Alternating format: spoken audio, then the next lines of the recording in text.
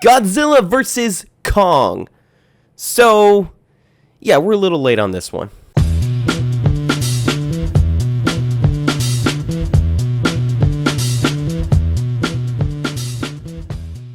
Not everyone loves the Monsterverse, and I completely understand that. It's not the best franchise out there. It's got its weaknesses. No, I hate it! I hate it!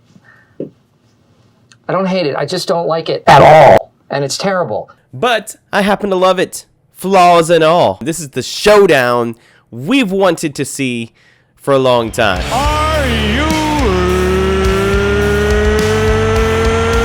I mean, I've been watching Godzilla and Kong movies since I was a kid. This movie is more than just a movie, though. It's an event. It's a matchup between these two titans. But it also came at a time when people were starting to go back to theaters and they needed a good reason to go. And if you need a good reason to go to the theaters, this is it. It amazes me just how far CG has come.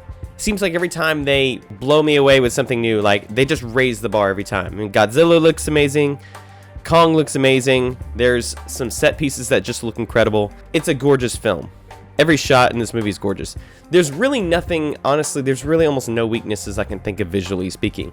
One of the main complaints that this franchise has had is that the Godzilla movies especially have been very darkly lit. It's often very hard to tell what's happening. It's really annoying when you have something really epic happening, but you can't see it because they just decided to make the scene overly dark. That is a very frustrating thing for a moviegoer to experience. And unfortunately, a lot of films are doing this, I've noticed. The minute I start watching an action sequence or a key sequence in a movie and you can't tell what's going on, I just kind of tune out, honestly. It makes me kind of wonder, like, what am I supposed to be getting out of this scene? Because it's so dark, I can't tell what's happening. So I can't really fully appreciate what you guys are doing because it's so dark. Fortunately, Godzilla vs. Kong remedies that. Almost every scene is really well lit. Even the scenes that take place at night. There's one that takes place, I think it's in Hong Kong. You can see what's happening really well because it's very neon lit. The city is alive and vibrant, even at night.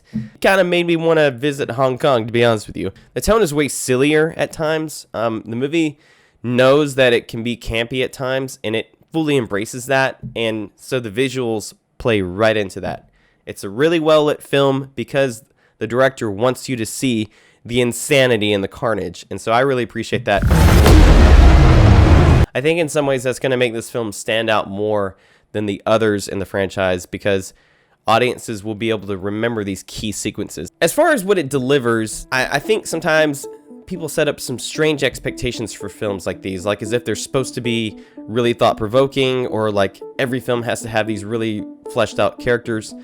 But honestly, I don't think that's necessary. It's a blockbuster. It's about giant monkey versus giant lizard. That's the premise. Giant monkey versus giant lizard versus giant robot.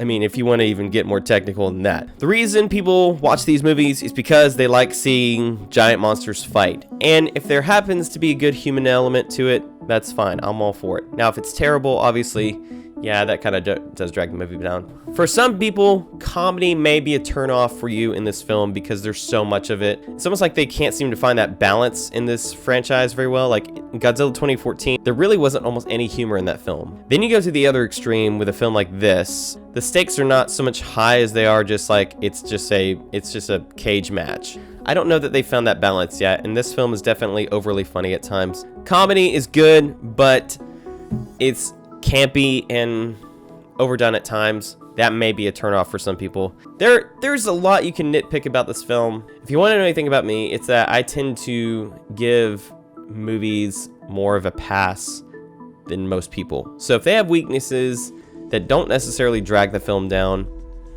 then as long as it delivers what I want, I'm okay with that, and I'll give a pass to the rest of it. It does keep it from being as great as it could be. Probably my biggest complaint is that the film really goes out of its way to make Godzilla almost villainous at times. His perspective really takes a backseat. A lot of things develop in a way that are engineered to make you sympathize more with Kong, and at the same time question what Godzilla is doing by attacking places like Apex.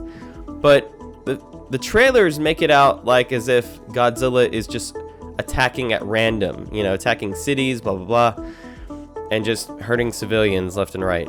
But that's not what's actually happening in the film. You never buy into this idea that Godzilla is really as much of a threat as they think he is, as like Apex claims, because it's obvious that Godzilla is being very intentional with what he's doing. He's not just randomly attacking cities. With this franchise, you take the good with the bad, and you just enjoy the ride for what it is. It's just monsters duking it out. If you're not here for that, then you're going to be disappointed every time. With a film like this, you have to ask whether or not it actually works. Yes, it works really well. The fights are amazing. They are memorable, they are funny, they are epic, they are downright brutal at times.